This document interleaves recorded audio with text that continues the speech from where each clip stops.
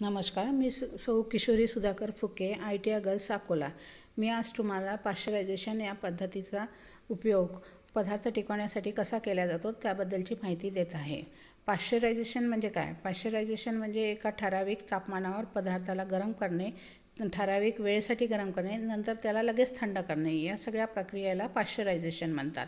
आता पाश्चरायझेशन याचा शोध कोणी लावला होता? तर पाश्चरायझेशनचा शोध लुईस पाश्चर या नावाच्या व्यक्तीने लावलेला आहे.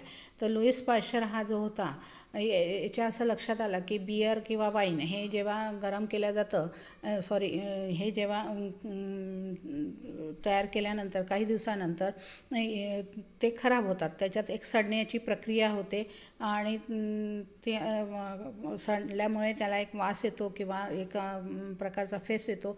आणि हे कशामुळे येतात? तर त्याच्यात काही किनो तयार होतात. मग ते किनो तयार होऊ नये म्हणून काय केलं पाहिजे याच्यासाठी त्यांनी एक प्रयोग केला. तर त्याला असं त्याच्या प्रयोगामध्ये त्यांनी असं केलं की त्या वाईन किंवा बियरला एका ठराविक तापमानावर गरम केलं आणि ठराविक कालावधीसाठी गरम केलं आणि मग त्याला लगेच थंड केलं. तर त्याच्या असं लक्षात आलं की ते मग टिकतं, म्हणजे तो पदार्थ टिकतो. तर त्यांनी हा प्रयोग केला आणि त्यांनी हा शोध लावला, म्हणून लुईस पाश्चरच्या नावाने पाश्चरायझेशन या प्रक्रियेला हे नाव पडलेलं आहे. आता हे पाश्चरायझेशन करताना ज्या दोन पद्धती आहेत त्या एक STST.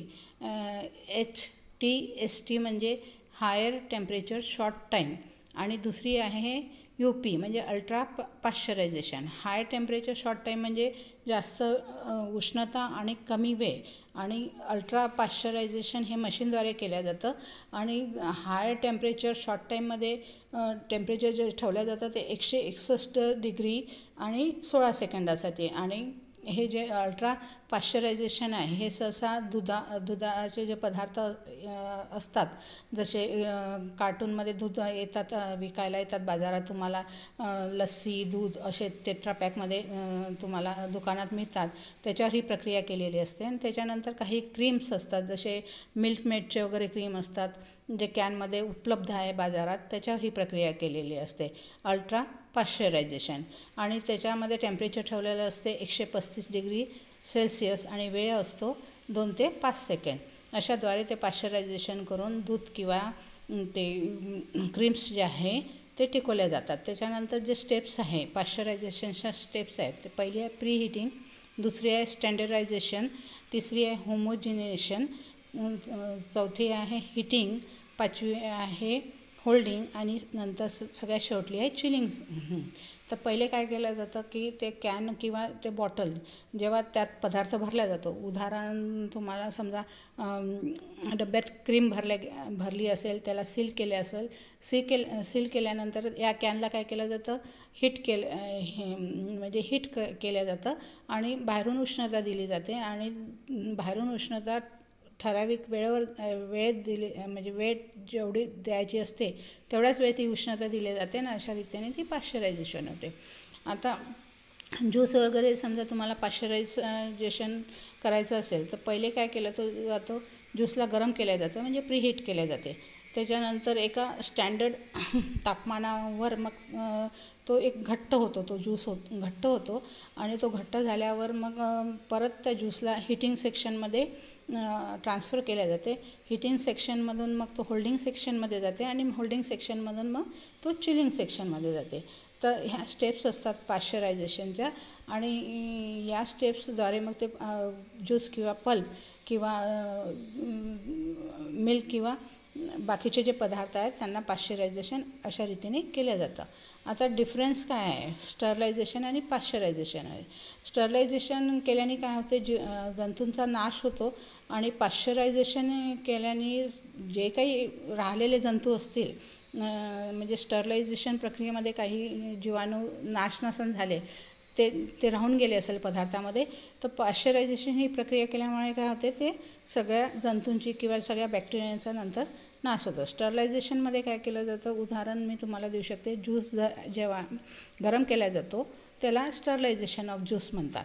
आणि ज्यूस बाटलीत भरल्यानंतर त्याला सील केल्यानंतर त्या बॉटलला जेव्हा उष्णता दिली जाते त्या प्रक्रियेला पाश्चरायझेशन प्रक्रिया म्हणतात. आता पाश्चरायझेशन जे टेम्परेचर आहे, स्टँडर्ड टेम्परेचर आहे ते किती असायला हवं आणि त्या टेम्परेचरमध्ये किती वेळ ती बाटलीला पाश्चराईज करायचं असतं हे या चार्टमध्ये मी तुम्हाला सांगत आहे. समजा 72 डिग्री सेल्सिअस टेम्परेचर असेल तर 15 सेकंडसाठी, 89 डिग्री सेल्सिअस असेल तर 10 सेकंडसाठी, 90 डिग्री सेल्सिअस असेल तर 5 सेकंडसाठी आणि 94 डिग्री सेल्सिअस असेल तर 1 सेकंडसाठी. अशा रीतीने मग ते तुम्हाला पाश्चरायझेशनसाठी तेवढा टाईम आणि तेवढा वेळ असा सेट करावा लागतो त्या मशीनमध्ये आणि अशाद्वारे तो पाश्चरायझेशन केले जाते. आता टोमॅटो ज्यूसला जर तुम्हाला पाश्चरायझेशन करायचं असेल तर त्याची पद्धत काय आहे तर त्या ज्यूसला डबल बॉयलरमध्ये बॉईल करतात. डबल बॉयलर नावाची एक मशीन असते फॅक्टरीमध्ये, तिथे ती बॉईल केलं जातं ज्यूस.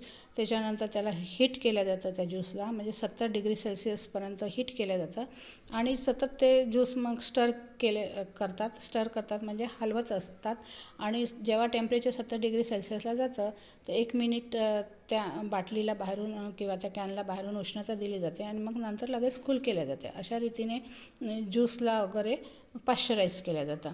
नंतर व्हेजिटेबल्सचं पाश्चरायझेशन करायचं असेल तर कसं केलं जातं तर ज्यूसला काय करतात की पॉटमध्ये गरम करतात, म्हणजे व्हेजिटेबल ज्यूस असेल त्याला पॉटमध्ये गरम करतात आणि मग तो सतत स्टर करत राहतात त्या ज्यूसला, म्हणजे उष्णता जेव्हा चालू असते किंवा जेव्हा तो गरम होत असतो तेव्हा सतत त्याला हलवत असतात त्या ज्यूसला आणि मग टेम्परेचर चेक करतात आणि जेवढं टेम्परेचर हवं त्या ज्यूसला तुम्हाला पाश्चराईज करायला तेवढा टेम्परेचर आल्यावर त्या बॉटलला लगेच गरम मग त्या बाटलीत किंवा कॅनमध्ये भरल्या जातं.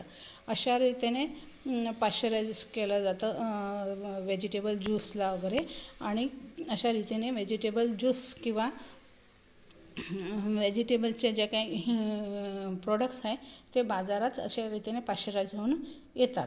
त्याच्यानंतर तुम्हाला टेम्परेचर मेंटेन करावं लागतं नेहमी पाश्चरायझेशन म्हणजे 88 to 95 डिग्री सेल्सिअस एवढं टेम्परेचर द्यायचं असतं पॅकेजिंग करताना. म्हणजे कोणताही तुम्ही जेव्हा पाश्चराईज केलेला पदार्थ पॅक करत असता तेव्हा टेम्परेचर तुम्हाला 88 to 95 डिग्री सेल्सिअस तेव्हा टेम्परेचर असलं पाहिजे. हे तुम्हाला गृहीतच पकडावं लागेल की एवढं टेम्परेचर तेव्हा असलं पाहिजे. त्याच्यानंतर कोणत्या फळांसाठी किंवा भाज्यांसाठी किंवा कोणत्या पदार्थावर पाश्चरायझेशन केलं जातं. दूध हे जे आहे याच्यावर पाश्चरायझेशन ही प्रक्रिया फार प्रसिद्ध आहे, प्रचलित आहे आणि दूध हे जे बाजारात येतं, अमूलचं दूध येतं, दिनशॉचं दूध येतं, ते पाश्चराईज होऊनच येतं बाजारात. म्हणूनच ते पॉलिथिनमध्ये ते पॅकेटमध्ये 2-3 दिवस ते दूध टिकतं. जे अमूल कंपनीचं असतं, दिनशॉ कंपनीचे जे दूध असतात पॅकेटमधले ते 2-3 दिवस पाश्चरायझेशन केलेली प्रक्रिया असते म्हणून ते टिकतं. आणि त्याच्यानंतर काही अन्नपदार्थ आहे ज्याच्यावर पाश्चरायझेश केल्या जातात. नंतर बियर आहे, वाईन आहे, नंतर काही स्क्वॅश आहे म्हणजे बिवरेजेस आहे, त्याच्यावरसुद्धा ही प्रक्रिया करून बाजारात ते विकायला येतं. पाश्चरायझेशनमुळे काय होतं की जे जीवाणू असतील त्यांचा नाश होतो आणि त्याच्यामुळे तो पदार्थ जास्त काळ टिकतो. आता पाश्चरायझेशनमुळे पदार्थ टिकतो आणि जास्त काळ टिकतो, त्याच्यामुळे ही प्रक्रिया प्रचलित आहे आणि महत्त्वाची पण आहे. तर अशा रीतीने पाश्चरायझेशन केलं जातं. पाश्चरायझेशन आधीच्या काळात फक्त बियर आणि वाईनवर केल्या जातं. आताच्या काळात बटर आहे, फ्रूट बेवरेजेस आहे, चीज आहे, याच्यावर केले जाते पाश्चरायझेशन प्रक्रिया.